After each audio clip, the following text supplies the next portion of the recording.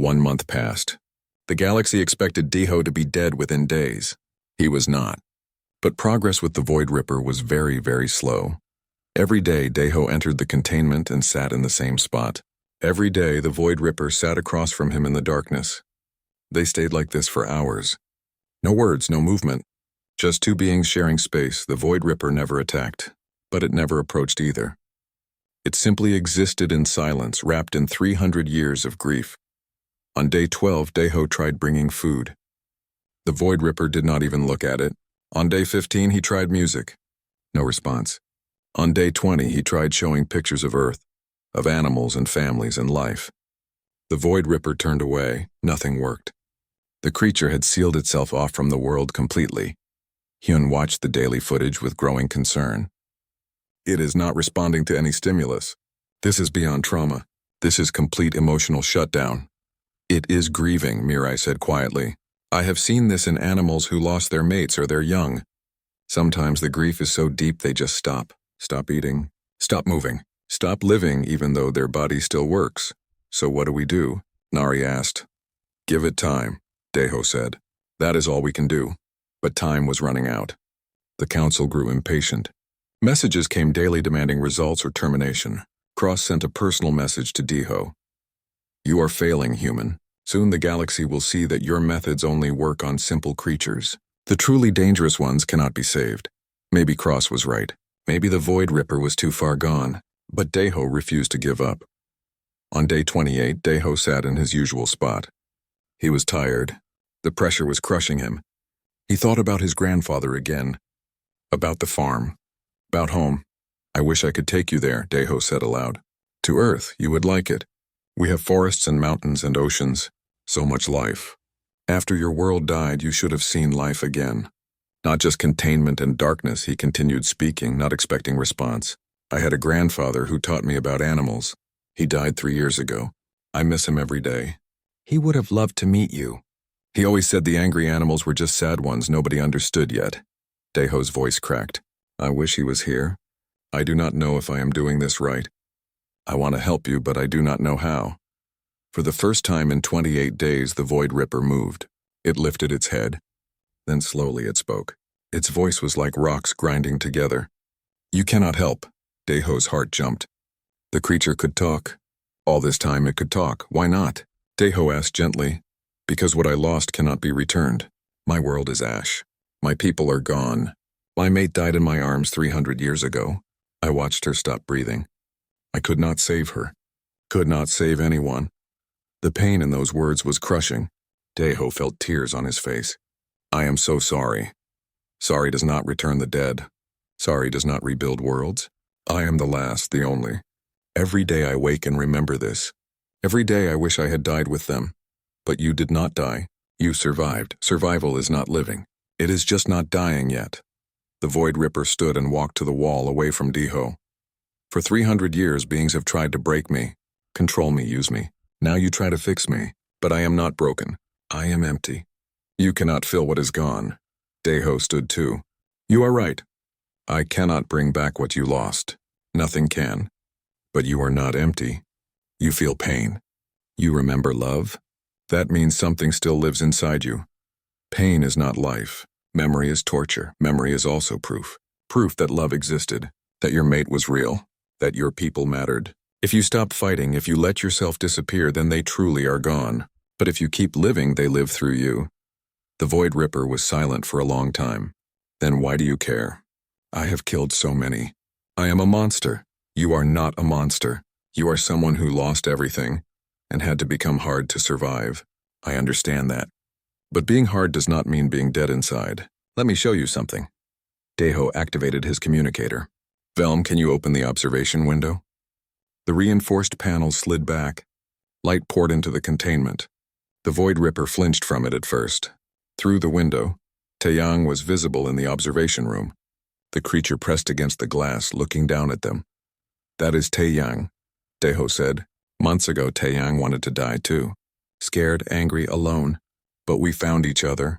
Now Taeyang has purpose again, has family. I am not a child like that one. I cannot forget my pain so easily. I am not asking you to forget. I am asking you to let someone sit with you in your pain. so you do not have to be alone in it anymore. The Void Ripper stared at Taiyang for a long moment. What is family to one who lost all family?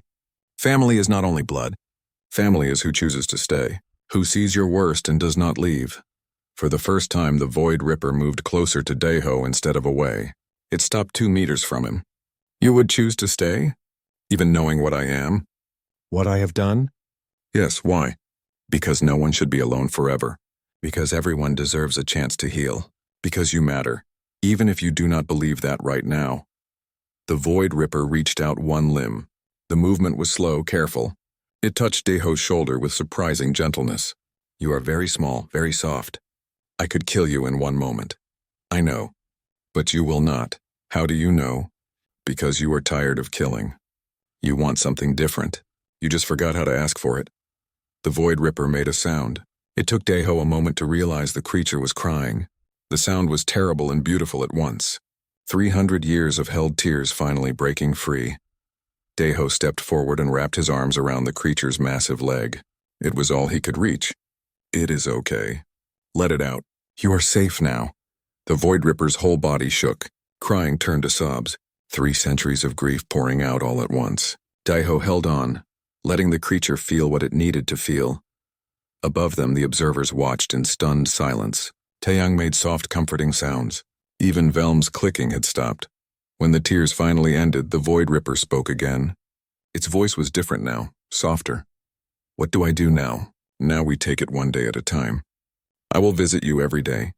We will talk. I will teach you that life can be gentle again. I do not remember gentle. Then I will help you remember. 2 weeks later, Dr. Yunji brought a translation device to the Void Ripper's containment. The creature learned quickly how to use it. Its first translated words were, "Thank you, small one. You gave me permission to feel again." Progress was slow but steady. The Void Ripper, who Daeho named Quan, meaning strong, began to engage with the world again. Music helped. Quan particularly loved deep, slow sounds. The rumble of drums reminded it of its home world. The council held an emergency meeting to discuss the results. Video footage showed Daeho sitting with Quan, both of them listening to music together. The most dangerous creature in the galaxy was at peace. Counselor Vrax addressed the assembly. We sent the Void Ripper expecting failure.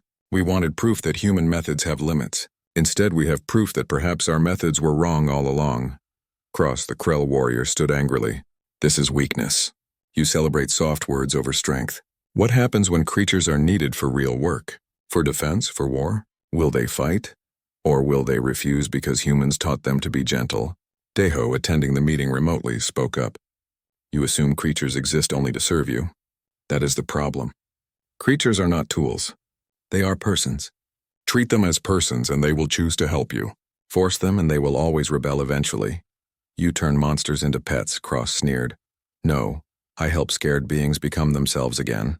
There is a big difference. The vote was close, but ultimately the council ruled in favor of human methods. Earth was offered a permanent seat on the Xenobiology Guild.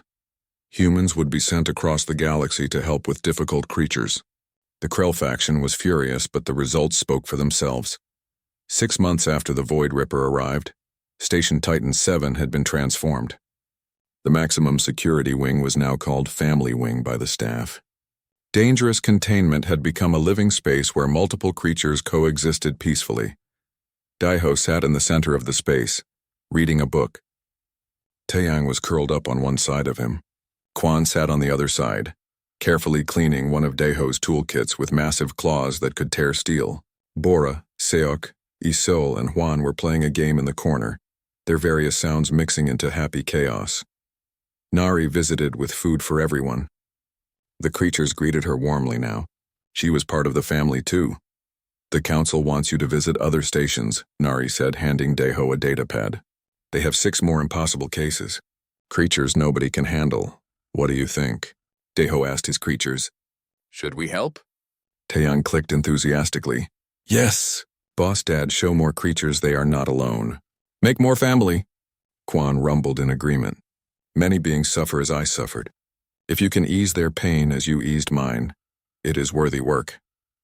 The other creatures added their voices in support. Every single one wanted to help others find what they had found. Deho smiled. All right then. We go together. All of us. Velm approved the mission immediately. He had gone from doubting human methods to becoming their. Deho Kim arrived on Station Krell 7 2 days later. He was a quiet man with calm eyes and steady hands. When Yuna met him at the docking bay, he carried only a small bag and a container of supplies. Thank you for coming so quickly, Yuna said as they walked through the station corridors. I know you were in the middle of another project. You said it was urgent, Deho replied. His voice was soft but clear. You said a creature was suffering and about to be killed. That is always urgent. Yuna led him to the briefing room where Vexith and Commander Thalis waited. The walls displayed footage of the Ravager. In the videos, the creature attacked drones, threw itself against walls, and made those terrible sounds of distress. This is what we are dealing with, Thalis said. As you can see, the creature is extremely dangerous. It is terrified, Deho interrupted quietly. He stepped closer to the screen, studying the footage carefully.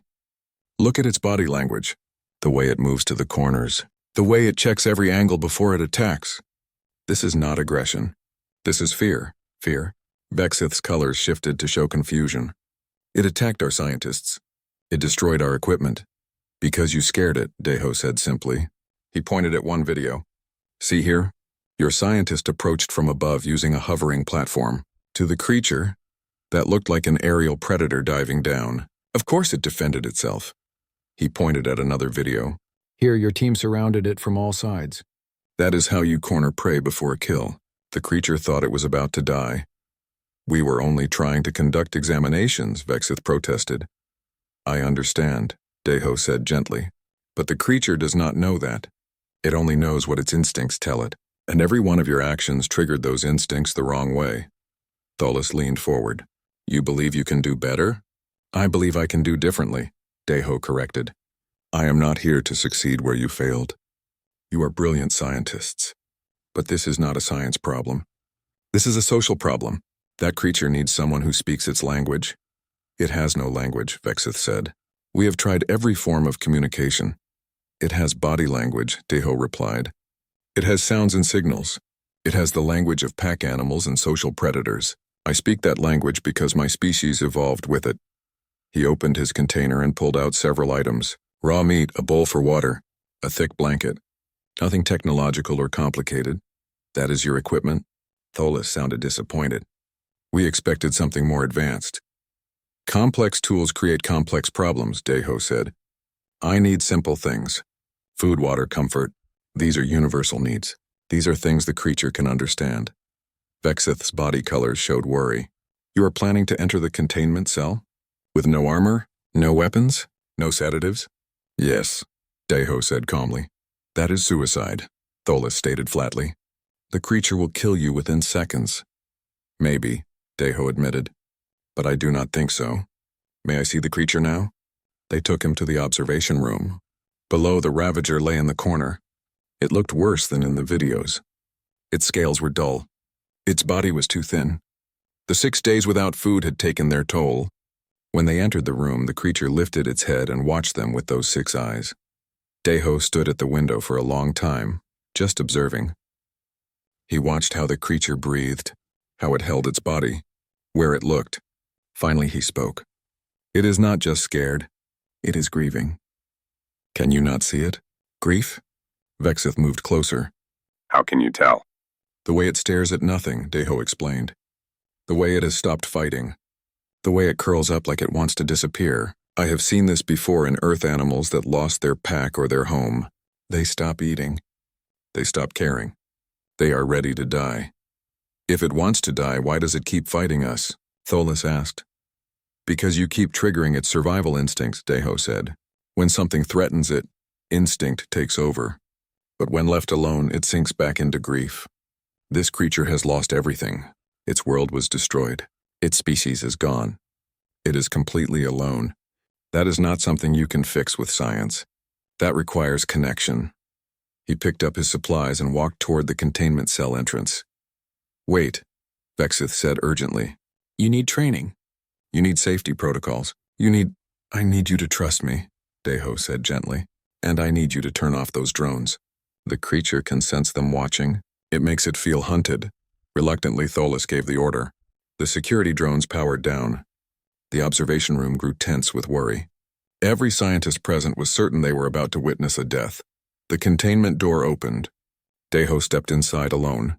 The Ravager's head snapped up immediately, its 6 eyes fixed on Deho, its body tensed, ready to attack.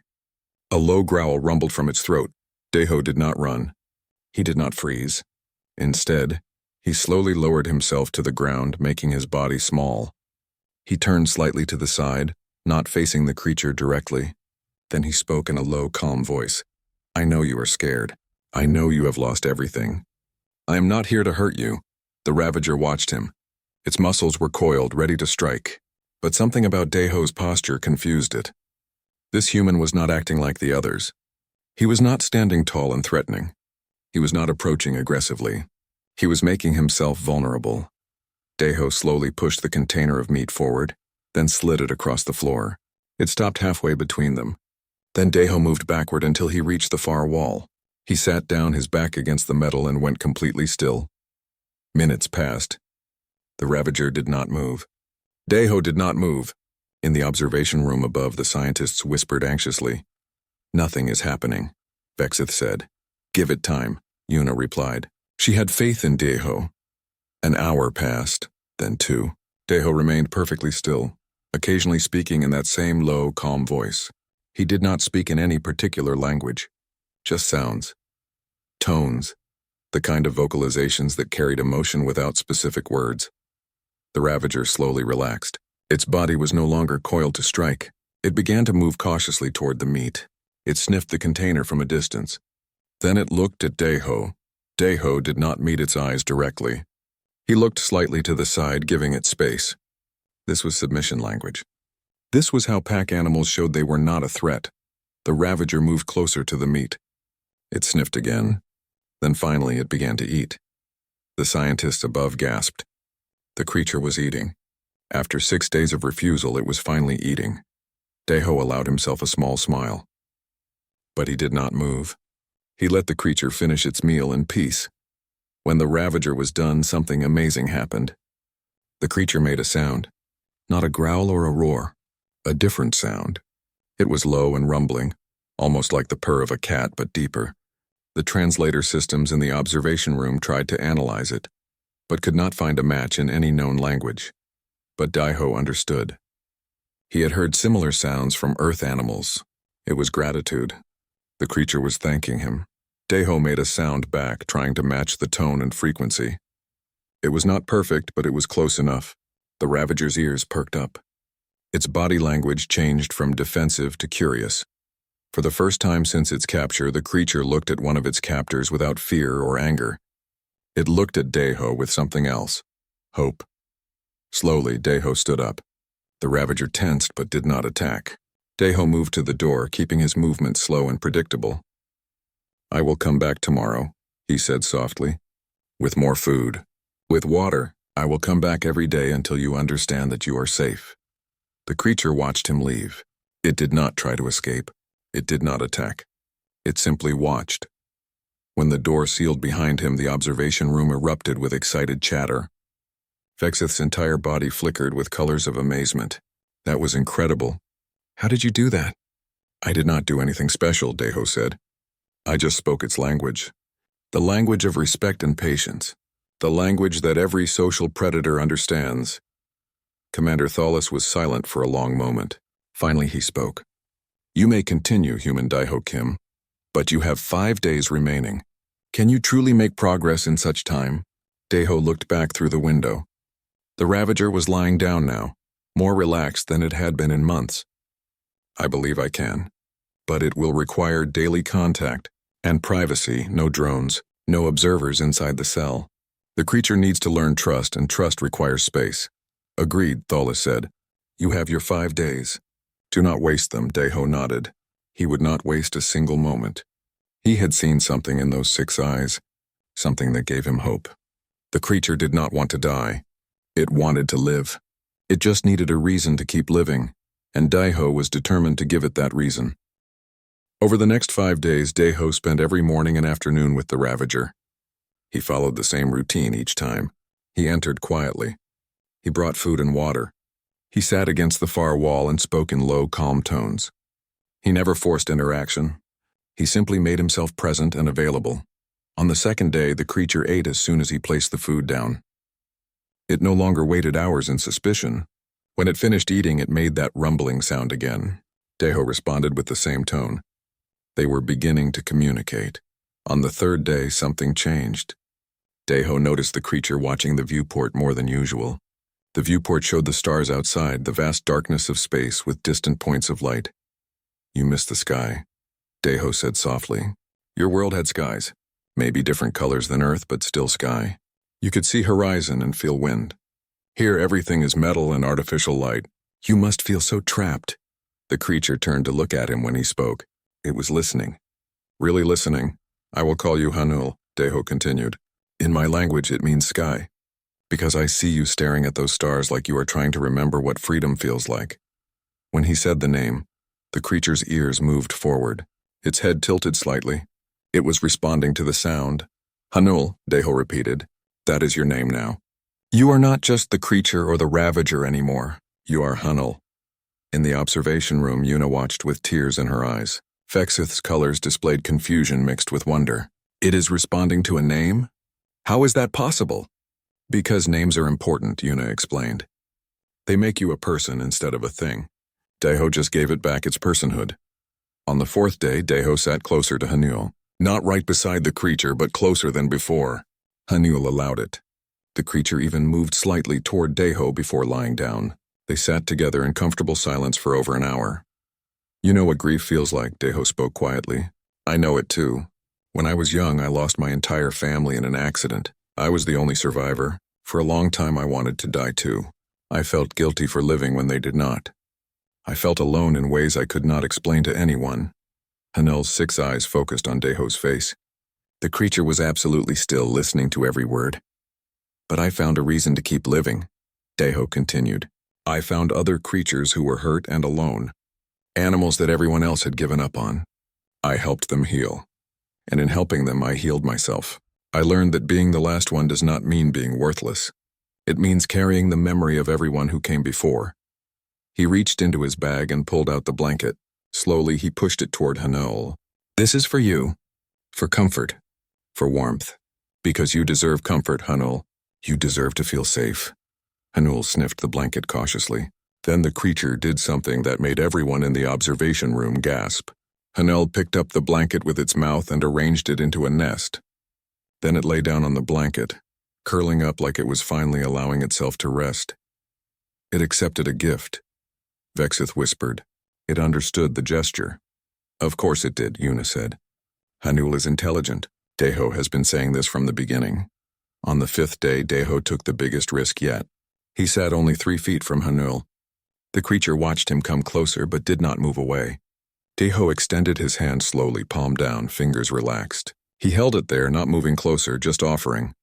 I want to understand you better, Deho said. I want to know what you are feeling. But only if you allow it. I will not force anything. I will never force anything. Minutes passed. Hanul stared at Deho's hand. Then slowly the creature moved forward. It stretched its neck out and sniffed Deho's hand carefully. Its nose was cold and wet like a dog's nose. It sniffed up his arm, learning his scent. Then Hanul did something extraordinary. The creature pressed its massive head against Deho's hand. Just gentle pressure. A request, Deho began to stroke Hanul's scales. They were smooth and cool to the touch. He moved his hand slowly, letting Hanul guide where the touch was welcome. The creature's eyes closed partially. The rumbling sound came again, but this time it was longer and deeper. What is that sound? Tholis asked from the observation room. Vexith was working frantically with his translation equipment.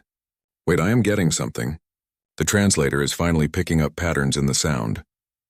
He worked for another minute, adjusting frequencies. Then he stopped, his entire body glowing bright with excitement. What does it say? Yuna asked urgently. Pack, Vexith read from his screen. Safe, grateful. He looked up at the window in amazement. The creature is saying it feels like it has pack again. It feels safe. And it is expressing gratitude. Yuna pressed her hand against the glass. Hanul is not thanking Deho for food. Hanul is thanking him for not being alone anymore. In the cell, Deho continued to gently stroke Hanul's head. He was smiling. You are not alone, he whispered. You will never be alone again. I promise you that. Later that evening, Daiho met with the science team to explain what he had learned. They gathered in the conference room, all eager to hear his insights. Hanul's species is like wolves from Earth, Daiho began. They are pack hunters, social animals. On their homeworld, they likely lived in family groups. They hunted together, raised young together, defended territory together. Pack is not just nice to have for such species. It is necessary for mental health and survival. But Hanul is the last one, Vexith said sadly. There is no pack to return to. That is where you are wrong, Daiho replied. Pack is not just about species. It is about bond. Many Earth animals form cross-species packs when necessary. Dogs and humans, elephants and other herbivores. Even predators and prey can form bonds in captivity. The need for social connection is so strong that it crosses species barriers. You are saying Hanul sees you as pack? Commander Tholis asked. I am saying Hanul is beginning to trust me enough to consider it, Daiho explained. The process is not complete. Trust takes time. But yes, I believe Hanul is starting to see me as something like pack. Someone safe. Someone who understands. How did you succeed where we failed? Vexith asked, genuinely curious. What did you do differently? Daiho thought carefully before answering. You approached Hanul as scientists studying a specimen. You wanted to understand by examining and testing. But Hanul is not a puzzle to solve. Hanul is a traumatized person. What was needed was not science. It was empathy. But we tried to be kind, Vexith protested. We tried to provide good conditions. I know you did, Daiho said gently. But there is a difference between being kind and being understood. All of your species evolved on worlds very different from Thyros 9. The Quilix evolved in peaceful hive cities. Commander Tholis's people evolved with no predators at all. You have never lived in a world where you hunt to survive. You have never known what it means to be a pack animal.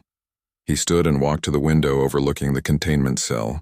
Hanul was asleep on the blanket, looking more peaceful than ever before. Humans evolved on a death world, Daiho continued. We competed with apex predators for millions of years. We learned to read their body language because our survival depended on it. We learned pack behavior because we used it ourselves. When I look at Hanul, I do not see an alien monster. I see patterns I recognize: fear, grief, the need for connection. These are things my ancestors understood in wolves and lions and bears. It is part of my evolutionary memory. So humans can connect with Death World predators because humans are Death World predators? Tholis said slowly, understanding dawning. Exactly, Daiho confirmed. We speak the same basic language. The language of survival. The language of pack. The room was quiet for a moment. Finally, Yuna spoke. What happens now? Hanul is making progress, but the 7 days are almost over. What is the long-term plan? I have been thinking about that, Daiho said. Hanul cannot stay in this cell forever. The creature needs space, enrichment, purpose. I believe Hanul should be transferred to Earth. Earth? Several voices spoke at once. Yes, Daiho said firmly. We have wildlife sanctuaries. We have experts in rehabilitation. We have experience with apex predators. And most importantly, we have environments that can be adapted to feel more natural. Hanul needs soil and sky and growing things, not metal and artificial light. Would Earth take such a dangerous creature? Tholis asked skeptically. Earth has many dangerous creatures already, Yuna pointed out. We understand how to provide safe habitats, and with Daiho's guidance I believe we can give Hanul a good life. Vexith's colors showed sadness. It seems wrong that we cannot provide this. We rescued Hanul from death. We should be able to give proper care. You did give proper care, Daiho said kindly. You kept Hanul alive. You provided medical treatment. You tried your best. But sometimes the best care means recognizing your limitations and finding someone better suited to help. There is no shame in that. That is wisdom, Commander Tholis stood. I will contact the Galactic Council with your recommendation. But there is one more thing we need to see first. We need to know that your bond with this creature is real and stable. We need to see that Hanul will not revert to aggressive behavior. What do you suggest? Daiho asked. The 6th day began like the others. Daiho entered the containment cell with food and water. But this time Hanul did not wait. The creature came directly to him, making that rumbling sound of greeting. Daiho smiled and stroked Hanul's head before setting down the food. They spent the morning together in comfortable companionship. Daiho talked about Earth, about forests and oceans and mountains. Hanul listened, sometimes making small sounds in response. It was clear they were forming a real bond. In the observation room, Vexith and Yuna watched happily. Everything was going perfectly. The test was succeeding beyond expectations. Then Commander Thalas entered, followed by 3 visitors. They wore expensive clothing and carried themselves with authority. Their species was Novari, a race known for military contracting and weapons development. These are representatives from the Syndicate worlds, Thalas announced. They have come to observe the creature and discuss a proposal. Yuna felt her stomach drop. She knew what the Syndicate worlds were. They provided military services to the highest bidder. They had no interest in conservation or animal welfare. The leader of the group was named Kento. He had 4 eyes and silver skin that reflected light like metal. He studied the monitors showing Deho and Hanul. Remarkable, he said. We heard the human Deathworlder succeeded where everyone else failed. I had to see it myself. The human has a name, Yuna said coldly. Deho Kim. And yes, he has made incredible progress. Indeed, Kento agreed. Which is why we are here. The Syndicate has a proposal. We wish to hire Mr. Kim as a consultant. We want him to train Deathworld predators for military applications. The room went silent. Vexith's colors flashed red with alarm. You want to weaponize creatures like Hanul? We want to give them purpose, Kento corrected smoothly. Think about it. The galaxy is filled with conflicts. Soldiers die every day. But what if we could use creatures instead? Apex predators from Deathworlds properly trained could save countless lives. You mean you could sell them as weapons? Yuna said angrily. We prefer the term security solutions, Kento replied, and we are prepared to be generous. We will pay Mr. Kim 5 million credits per year. We will fund research into Deathworld ecosystems. We will even provide sanctuaries for endangered species. All we ask is his cooperation in developing training protocols. Hanul is not a weapon, Vexith said firmly. This creature is the last of its species. It deserves respect and protection. We agree completely, Kento said with a smile that did not reach his eyes. Which is why we would never suggest using Hanul directly. But Hanul has shown us what is possible. There are other Deathworlds, other apex predators. With Mr. Kim's methods, we could rescue endangered species and give them productive roles. Everyone benefits. Except the creatures you turn into slaves, Yuna said. We prefer the term partners, Kento replied. But this discussion is pointless without Mr. Kim himself. May we speak with him? Commander Thalas looked uncomfortable. He is in the middle of a critical bonding session. I do not want to interrupt. Then we will wait, Kento said. We have time, hours passed. Finally, Deho emerged from the containment cell. He looked tired but happy. Hanul had been calm and cooperative all day. The test was a complete success, but his smile faded when he saw the visitors. Thalas quickly explained who they were and what they wanted. Deho's expression grew dark. No, he said simply. Perhaps you should hear our full proposal before deciding, Kento suggested. He launched into the same speech about saving lives and giving creatures purpose. He mentioned the money, the resources, the potential for good. Deho listened in silence. When Kento finished, Deho spoke quietly but firmly. I said no. Hanul is not a weapon. No creature should be used that way. We understand your attachment to this particular creature, Kento said patiently.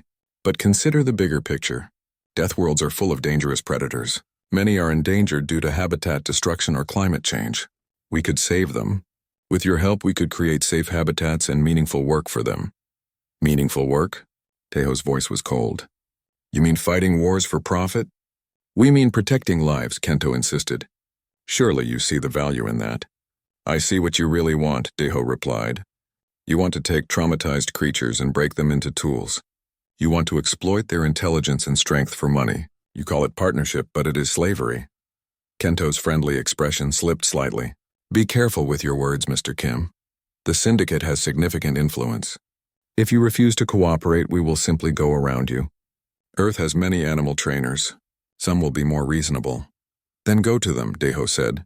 See how well it works when you try to force what cannot be forced. Is that a threat? Kento asked. It is a fact, Deho replied. What I have with Hanul is built on trust, patience, and respect. You cannot manufacture that. If you try to create weapons through cruelty and dominance, you will not get loyal soldiers. You will get what the scientists here had before I arrived. Traumatized creatures that will kill you the first chance they get. Yuna stepped forward. Deho is right. You cannot weaponize what he has done. The bond only works because Hanul chooses it. Force cannot create that.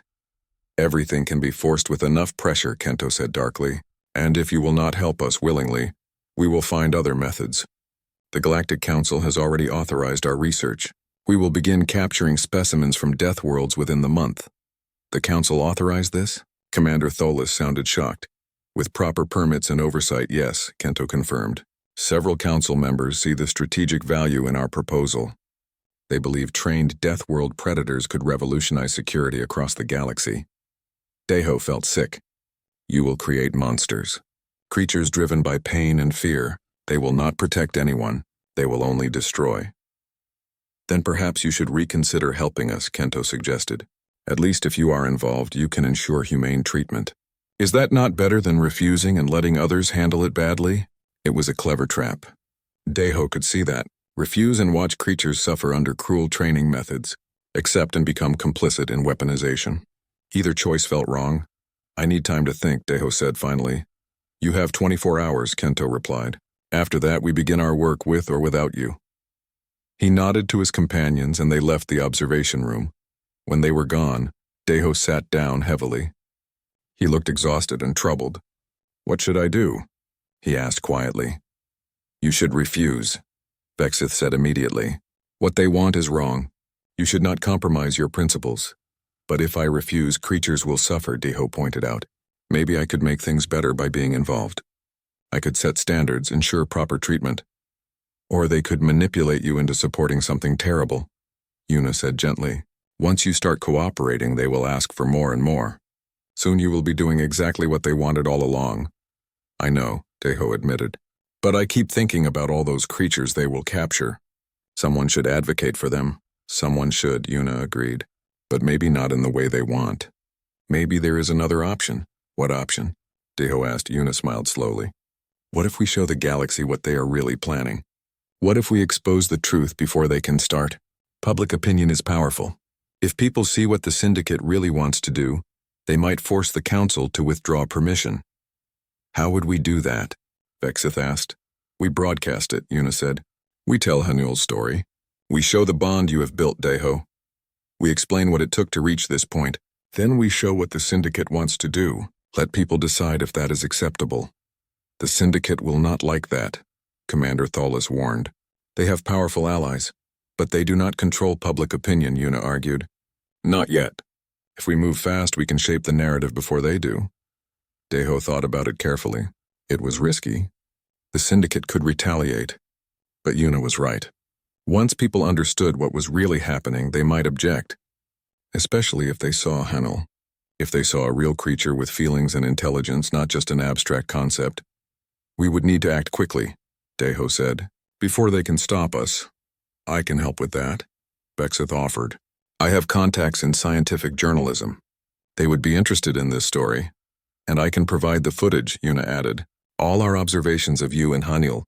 It shows everything. The trauma, the recovery, the bond.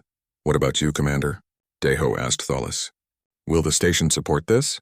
Tholis was quiet for a long moment. He had always followed orders, always trusted the chain of command. But this felt different. This felt wrong. Finally he spoke. I will not stop you, but I cannot officially support you either. If you do this, you do it on your own authority. That is fair, Deho said.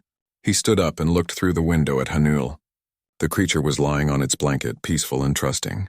Hanul deserves better than to be used as justification for cruelty. Every creature like Hanul deserves better. Then let us show the galaxy what better looks like, Yuna said firmly. They spent the rest of the day planning. They gathered footage. They wrote scripts. They prepared a broadcast that would go out through every major communication network in the galaxy. The broadcast went live at dawn, station time. It reached every major network across the galaxy simultaneously. Billions of beings tuned in to watch. The footage began with Hanul's arrival 3 months earlier. The creature was barely alive, rescued from the wreckage of its destroyed world. Then it showed the violent weeks that followed. The attacks on scientists, the destroyed equipment, the desperate, traumatized creature that everyone called a monster. Then Deho appeared in the footage. Viewers watched as he entered the cell with nothing but food and patience. They saw him sit for hours, speaking softly, respecting Hanul's space. They saw the first time Hanul ate, the first time the creature made that rumbling sound, the moment when Hanul first touched Deho's hand. The footage was powerful because it was real. There were no special effects or dramatic music, just honest documentation of fear becoming trust, pain becoming healing, isolation becoming connection. But the most powerful moment came when Deho spoke directly to the camera. He sat beside Hanul, gently stroking the creature's scales. Hanul's eyes were half closed in contentment. "This is Hanul," Deho said softly, "the last survivor of a dead world. For months everyone called this creature a monster, dangerous, uncontrollable, worthless. But look at Hanul now, peaceful, trusting, grateful. What changed? Not the creature. Only the approach. Only the understanding." He paused, letting his words sink in. "Some beings in our galaxy see what happened here and they see opportunity. They see Hanul's intelligence and strength and they think weapon. They want to capture more creatures like Hanul, train them, use them in conflicts. They call it saving lives. They call it giving purpose." Deho's expression hardened. "But I will tell you what it really is. It is slavery. It is taking traumatized beings and breaking them further. It is turning pain into profit. Because make no mistake, you cannot train apex predators through kindness and still make them kill on command. You can only create that through fear and cruelty." Hanul lifted its head and looked at Deho. Then the creature looked directly at the camera. 6 eyes stared out at billions of viewers. In that moment, everyone watching understood. This was not a mindless beast. This was a person. Hanul's species understood loss, Deho continued. They understood grief and family and connection. They were pack hunters like wolves from my world, social, intelligent. They cared for each other. Then their world died and Hanul lost everything. That grief nearly killed this creature.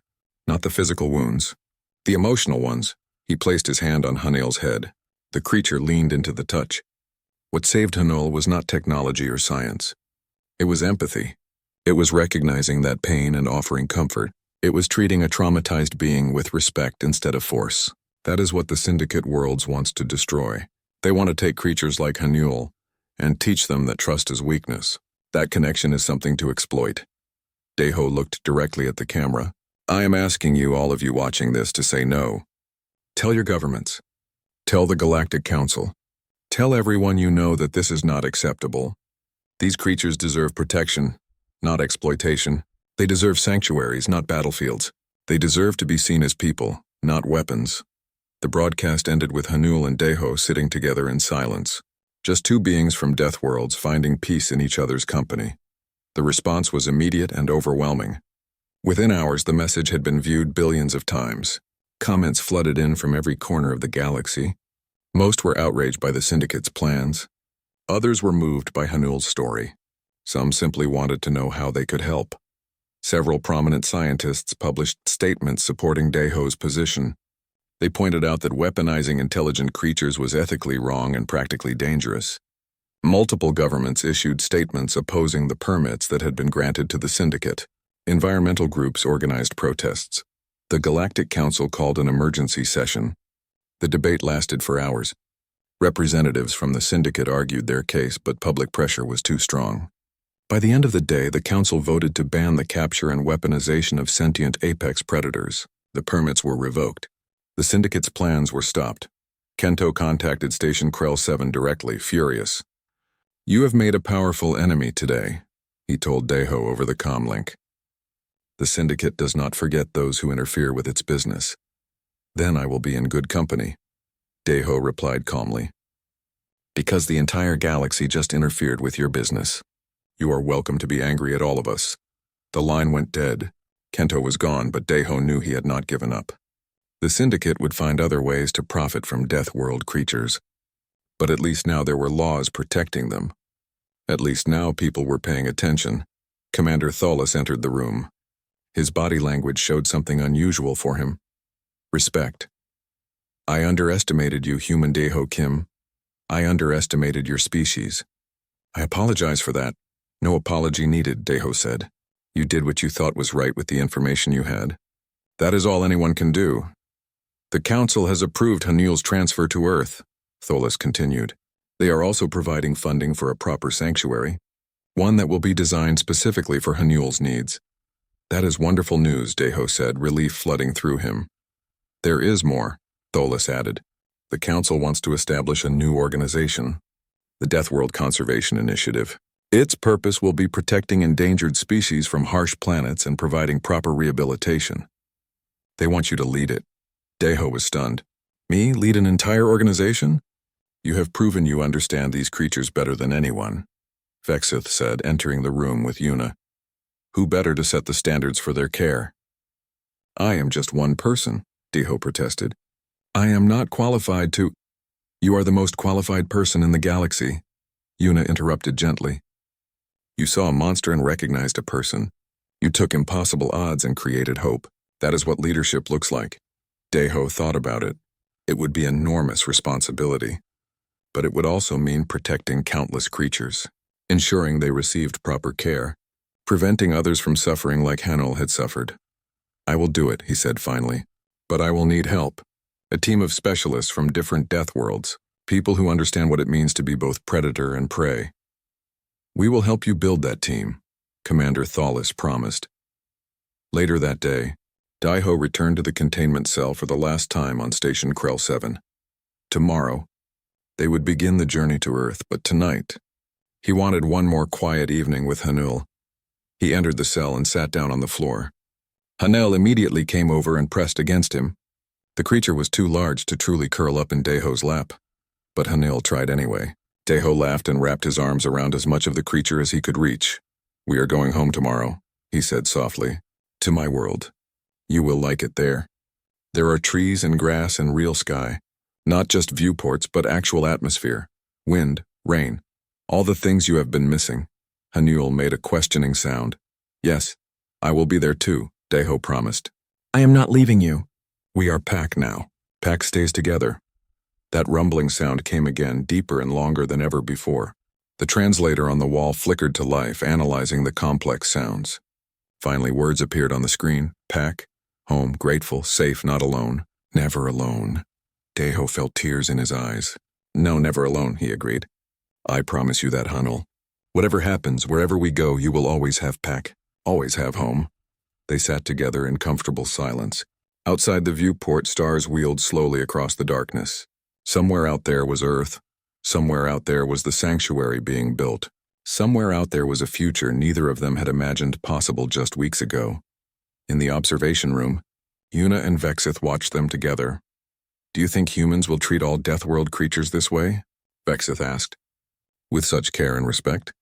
I think Deho will make sure of it, Yuna replied. And where he leads, others will follow. He has shown the galaxy a different way. Not dominance over nature, but partnership with it. Not control, but understanding. Your species continues to surprise me, Vexith admitted. When humans first joined the galactic community, many were frightened. Deathworlders were considered dangerous and unpredictable.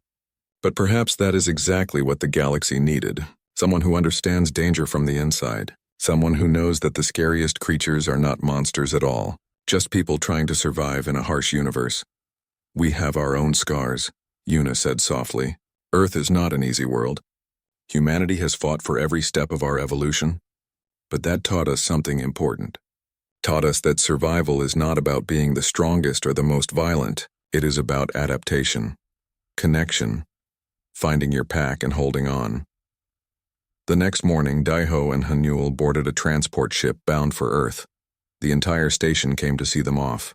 Scientists who had once feared Hanul now approached cautiously, wanting to say goodbye.